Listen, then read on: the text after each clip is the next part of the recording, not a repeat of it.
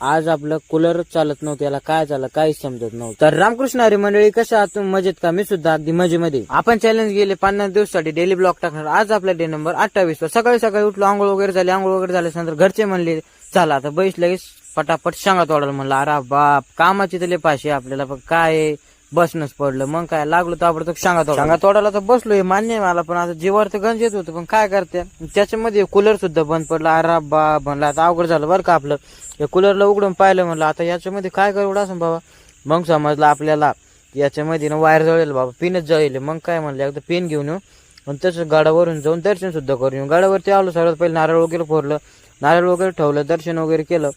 दर्शन वगैरे झाल्यास नंतर का आपण ताबडतोब निघालो होतो वरती महादेव दर्शन मंदिराकडे, म्हणजे तिथं पाय पडणं होतं वरती जाऊन आपल्याला.